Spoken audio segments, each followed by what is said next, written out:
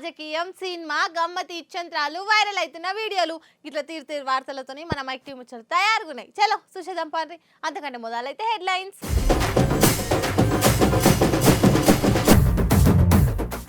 బిజీగా ప్రధాని పట్నం టూరు. లష్కర్లా అమ్మవారికి మొక్కులు పెట్టిండు మోడీ సారు.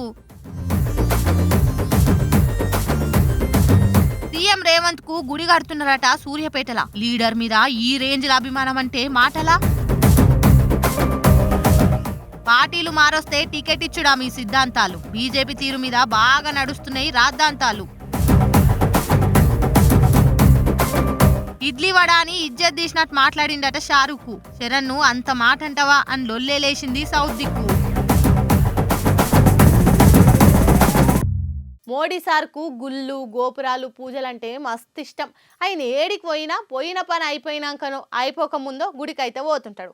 గట్లనే ఇవాళ లష్కర్ మహంకాళి అమ్మను దర్శనం చేసుకొని దేశాన్ని సల్లగా చూడు తల్లి అని మొక్కిండు.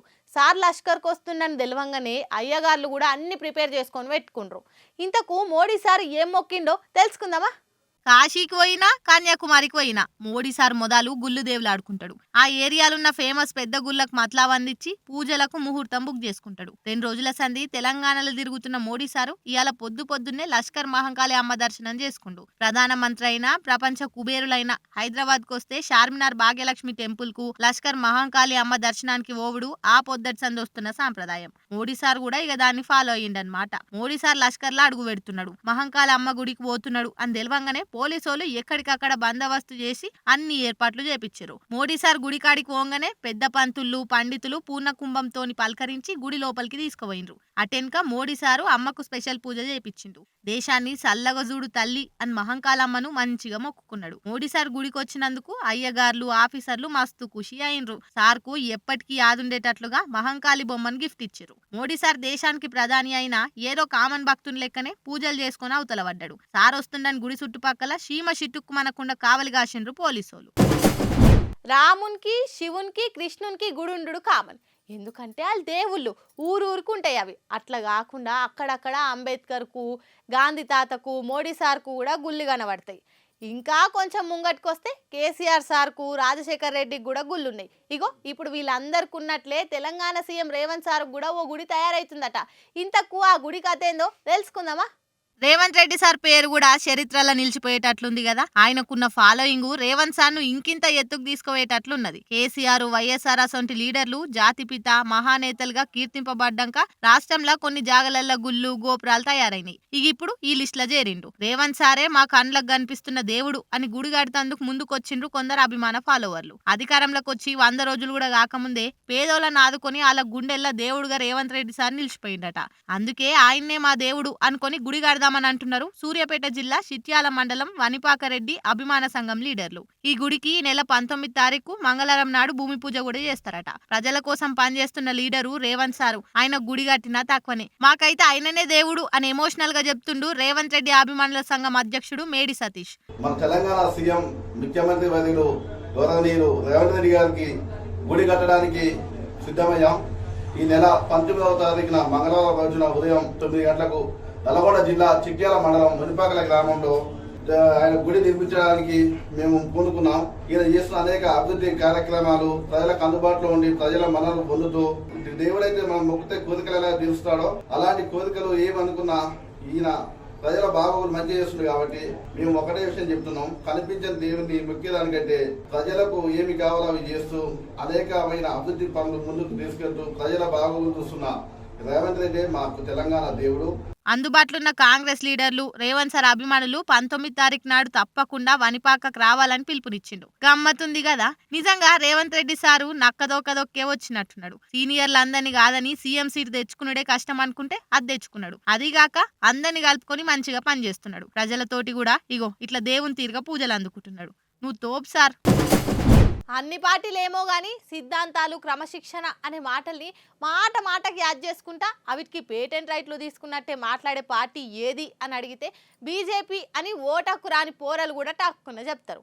మరి మాటల దాకా మంచిగానే ఉంది, చేతులు వచ్చే వరకల్లా ఆ సిద్ధాంతాలు చీకట్ల కలుస్తున్నట్టున్నాయిగా అని అనుకుంటా కమలం పార్టీ పాలిటిక్స్ చూసిన వాళ్ళు కామెంట్లు చేస్తారట.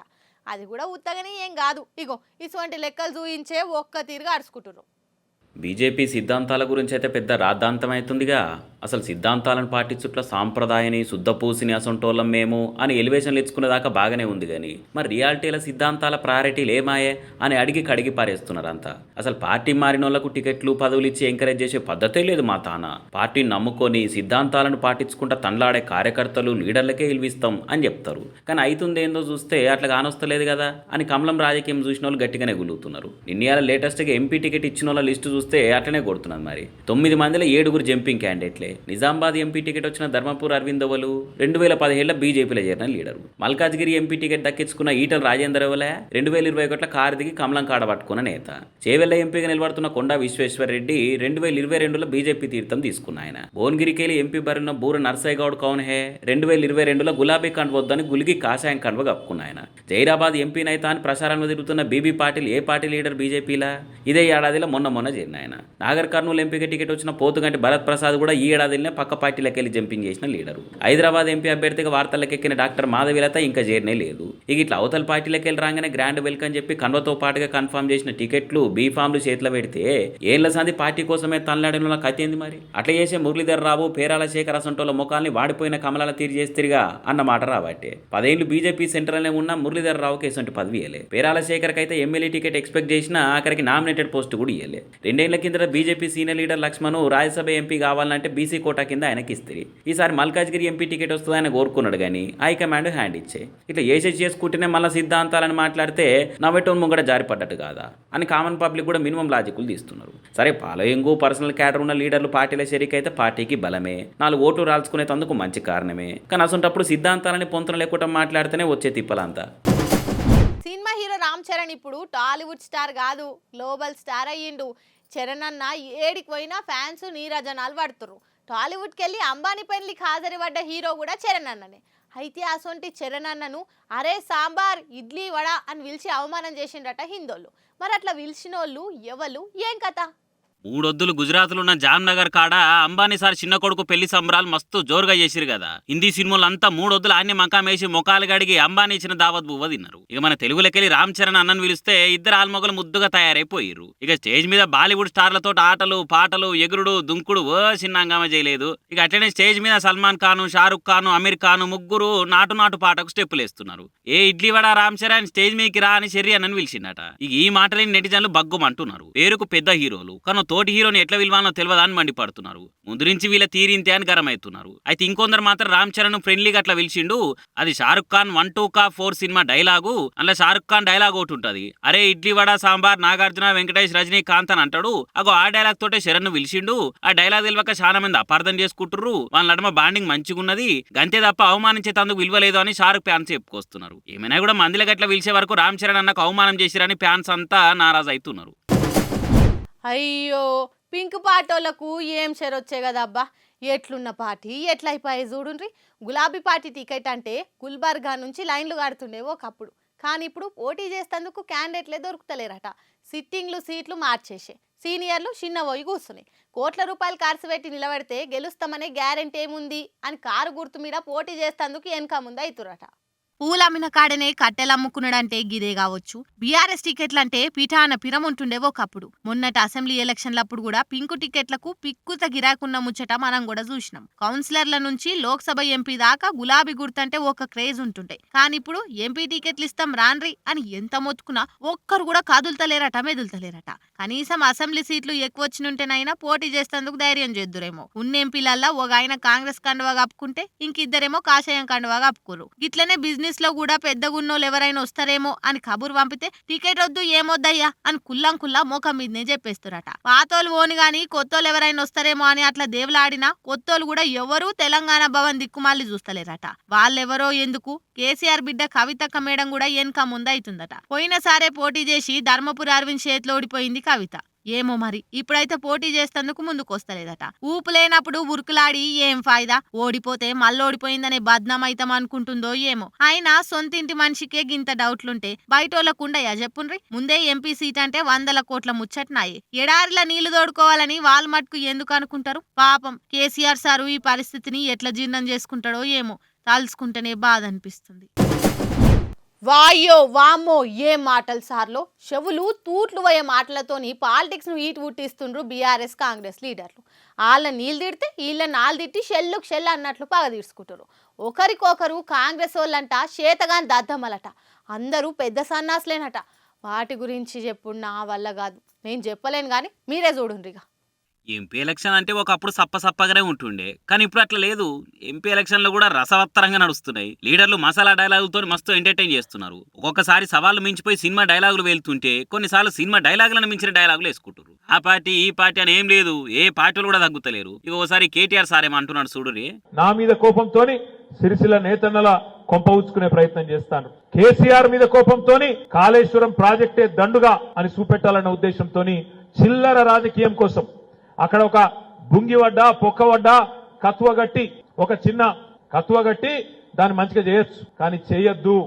వర్షకాలం దాకా నానబెట్టాలి, అది కొట్టుకపోయేటట్టు చేయాలి, రైతులకు నీళ్ళు ఇయ్యొద్దు, కేసీఆర్ ను బద్నాం చేయాలనే ఒక దివాలాకోరు దగుల్బాజీ రాజకీయం ఈ దిక్కుమాలిన ప్రభుత్వం కాంగ్రెస్ ప్రభుత్వం చేస్తున్నది. వాయమ్మనే బాగానే గరమెత్తుండగా కేసీఆర్ సార్ మీద పగతోని కాళేశ్వరం ప్రాజెక్టును కూలగొడదామని చూస్తున్నాడు కాంగ్రెస్ వాళ్ళు. అసలు వాళ్ళ కాళేశ్వరం ఉపయోగం ఏందో తెలుసా అని క్వశ్చన్ చేస్తున్నాడు. ఏదో చిన్నపాటి రిపేర్ పడితే దాన్ని బాగు చేసి నీళ్లు చాలు చేయాల్సింది పోయి ఎండబెట్టి ప్రాజెక్టే బేకారని చెప్పాలనుకుంటున్నారట. అట్లనే కేటీఆర్ సార్ మీద పగతోని సిరిసిల్ల నేతల నోట్ల మన్ను కొడుతున్నారట కాంగ్రెస్ లీడర్లు. బతుకమ్మ సీరియల్ ఆర్డర్లను క్యాన్సిల్ చేసిరట.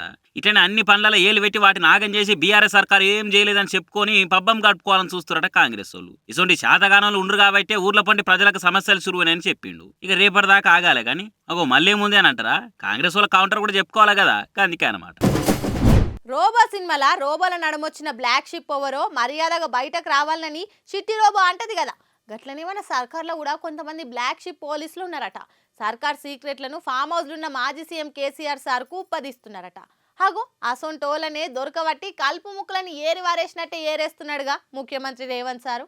సర్కార్ జీతం తీసుకుంటా ప్రతిపక్షం కోసం పనిచేస్తున్న వినయ విధేయ కేసీఆర్ బంట్లను ఏరేసే పని ముంగటేసుకున్నది మన సర్కారు. ముఖ్యంగా పెద్ద పెద్ద పోస్టులున్న సీనియర్ ఆఫీసర్ల మీద నజరేసిండు సీఎం రేవంత్ రెడ్డి సారు. తినేది మొగన్ సొమ్ము పాడేది ఇంగోగల్ పాట అన్నట్టు పనిచేస్తున్న ఐఏఎస్ ఐపీఎస్ అసొంటి ఆఫీసర్లను కూకటి వేర్లతో సహా పీకేసే పనులున్నాడు సీఎం సారు. ముఖ్యంగా ఇంటెలిజెన్స్ డిపార్ట్మెంట్ లా డీసీపీగా కొలువు చేస్తున్న ఒక ఆఫీసర్ ను నిన్న సర్కార్ సస్పెండ్ చేసింది. కేసీఆర్ సార్ సీఎం ఉన్నప్పుడు ఇంటెలిజెన్స్ డిపార్ట్మెంట్ ను అడ్డం పెట్టుకుని ప్రతిపక్షం లీడర్ల ఫోన్లను ట్యాపింగ్ చేసుడు, ఎస్ఐబి ఆపరేషన్ల పేరుతోటి అధికార దుర్వినియోగానికి పాల్పడ్డన్న అభియోగాల కింద ఐపీఎస్ ను సర్కార్ సస్పెండ్ చేసింది. ఎన్నికల టైంలో సీఎం రేవంత్ సారు ఆ ఐపీఎస్ ఆఫీసర్ కు ముందుగానే వార్నింగ్ ఇచ్చిండు. మా ప్రభుత్వం రాగానే నీ పని వాడతామని వార్నింగ్ ఇచ్చుడే లేటు అన్నట్టే ఆఫీసర్ ను సస్పెండ్ చేసి మూలకు కూసబెట్టింది సర్కారు. ఇది ఈయనతోటే ఆగదట.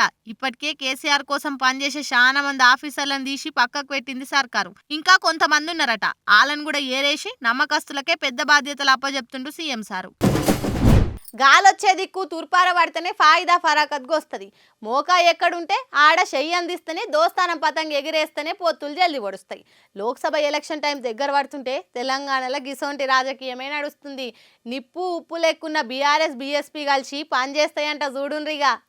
ఏ నిమిషానికి ఏం జరుగుతుందో ఎవరు తెలుసు. రాయకేమంటేనే అట్లున్న కథ ఇట్లయితుంది, ఇట్లున్న కథ అట్లయితుంది. లేచి కూర్చున్నప్పుడు లేడి పిల్ల లెక్క దుంకులాడినప్పటికంటే కింద పడ్డప్పుడే రాజకీయం విలువ ఎక్కువ తెలుస్తుంది. గులాబీ పార్టీ ఇప్పుడు అదే నేర్చుకుంటున్నది. కేసీఆర్ అధికారంలో ఉన్నప్పుడు భూమి మీద కాకుండా గాలి నడిచి ఎవరిని లెక్క చేయలేదని అంటుంటారు రాజకీయం తెలిసిన వాళ్ళు. అందులో బీఎస్పీ పెబ్బ ఆర్ఎస్ ప్రవీణ్ కుమార్ సార్ కూడా ఒక ఆయన. ఇలా కేసీఆర్ ను వ్యతిరేకిస్తున్న విమర్శిస్తున్న పార్టీ లెక్కనే ప్రవీణ్ సార్ కూడా కేసీఆర్ ను, ఆయన పాలనను, బీఆర్ఎస్ పార్టీని విమర్శించిండు. కానీ రాజకీయంలో 365 రోజులు ఒకే అభిప్రాయంతో ఉండరు కదా. ఆర్ఎస్పీ సార్ మెల్లగా కేసీఆర్ సార్ని అర్థం చేసుకునే పనులు వడ్డడేమనిపిస్తుంది సృష్టిలకు. నాగర్ కర్నూలుకి వెళ్ళి Praveen Kumar sir MP candidate గా పోటీ చేస్తారట. కానీ మళ్ళా మొన్నటి అసెంబ్లీ ఎలక్షన్లు అయిన కథనే అవుతుందా ఏంది అనుకుని ఇంకో పార్టీ ఆసరా తీసుకోవాలని ప్లాన్ చేసిందట. బీజేపీతోనైతే ఓడు, కాంగ్రెస్ తో పోయినా ఇప్పటికైతే ఆ పార్టీకి ఏ పార్టీతో పొత్తు అవసరం లేకపోయి ఉండొచ్చు. ఇప్పటికే కమ్యూనిస్ట్ పార్టీలతో పొత్తులున్నారు కాబట్టి వాళ్ళకి ఏం సెట్ చేయాలో తెలుస్తలేదట. ఈ టైంలో బీఎస్పీతో పొత్తు అంటే దగ్గరికే రానిరు కావచ్చు. ఆ ఈక్వేషన్స్ అన్ని తీసుకుంటే ఇప్పుడు బీఎస్పీకున్న ఏకైక ఛాయిస్ బీఆర్ఎస్ పార్టీ. అందుకే కేసీఆర్ ని కలిసి పొత్తుల మాట ముచ్చట పెట్టి మద్దతు గురించి చర్చ పెట్టిరు. ఫైనల్ గా పొత్తు ఒడిచింది అని బీఆర్ఎస్ ప్రకటించింది కూడా. రావాలి షాలిబండ, శంషీర్గంజ్, చార్మినార్, ఫలక్నామా, లాల్ దర్వాజ్, ఇమ్లీబాన్ ఒక్కలొస్తలేరు. మళ్ళీసారి గట్టిగా కూతేస్తా. చార్మినార్ ఏంది ముచ్చట్లు చెప్పమంటే పాత బస్తీలో ఆట నడుపుతుందా ఈ బుజ్జి అనుకుని పరేషాన్ కాకుర్రి. ఓల్డ్ సిటీలా మెట్రో రైల్ షురూ చేసేందుకు స్టీరింగ్ పట్టుకొని రెడీగా ఉండంట సీఎం రేవంత్ సారు. హాగు అదెట్లా అంటారా? అయితే చూద్దాం పాన్రి.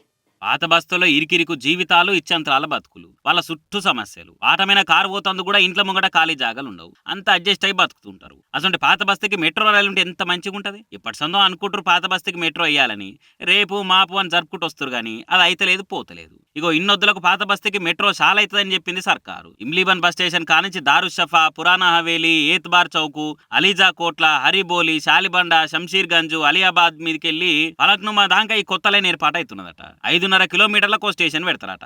అట్లా మొత్తం 4 స్టేషన్లు ఉంటాయట. సాలార్జంగ్ మ్యూజియం కాడ ఒకటి, షాన్మార్ కాడ ఒకటి, శాలిబండ కాడ ఒకటి, ఫలక్నుమా కాడ ఒకటి పెడతారట.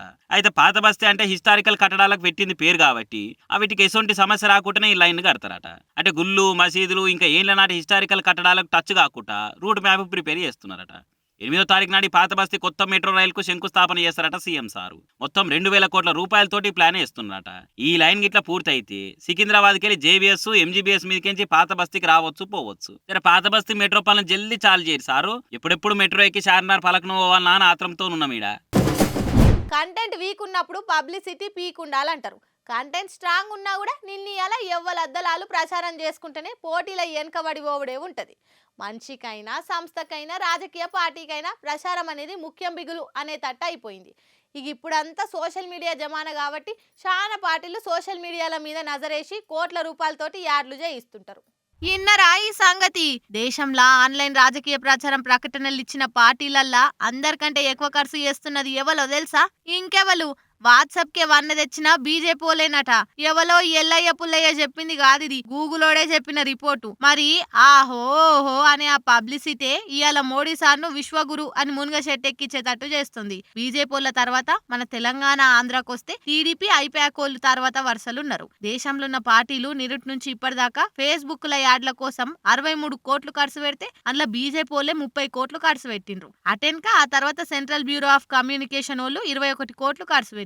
ఎలక్షన్ అయిపోయేదాకా ఇవి ఇంకా డబుల్ కావచ్చు. ఇగోసారి మన తెలంగాణ, ఆంధ్రలా ఏ పార్టీలు ఎంత ఖర్చు పెట్టిండ్రంటే తెలంగాణ బీజేపీలది 1,10,00,000 ఐపాకోలది 60 లక్షలట. ఇక టీడీపీలేమో లక్షలున్నదట. ఇది మన తెలంగాణల్ని. ఇక ఆంధ్ర ముచ్చటకొస్తే ఆడ మొత్తం రాజకీయ పార్టీలు పెట్టిన ఖర్చు 4.2 కోట్లట. ఐపాకోలదే 2.5 కోట్లున్నది. వాళ్ళ వెనక పొంటి బీజేపీలే ఉన్నారు. ఆంధ్రల పార్టీకి పతారా లేకున్నా కూడా 65 లక్షలు ఖర్చు పెట్టిండ్రట. ఇక central bureau of communication CBC వాళ్ళేమో 63 లక్షలు పెట్టిండ్రట. ఇక టీడీపీలది 13 లక్షలు ఉన్నది. అధికార వైసీపీలు పెట్టిన ఖర్చు 11 లక్షలట. వీటన్నిట్లో కూడా అందరికంటే పొలిటికల్ ప్రచారంలో అన్నిటికంటే ఎక్కువ ఖర్చు పెట్టిన లీడర్లున్న రాష్ట్రాల్లో యూపీ నంబర్ 1 ఉన్నది. ఆడ ఆయా పార్టీలు 6 కోట్లకు మీదనే ఖర్చు పెట్టిండ్రట. మౌత్ పబ్లిసిటీ కాదు, ఇట్లా మైక్ పబ్లిసిటీ కూడా అవసరమే అన్నట్టు ఎవరికైనా. చూసిరానులా నేను పట్టుకొచ్చిన ముచ్చట్లు ఎట్లున్నాయో ఇంకిన్ని ముచ్చట్లతోటి మళ్ళా కలుద్దాం. అప్పటిదాకా చూస్తూనే ఉండుర్రి మన మైక్ టీవీ ముచ్చట్లు. ఏమంటున్నా?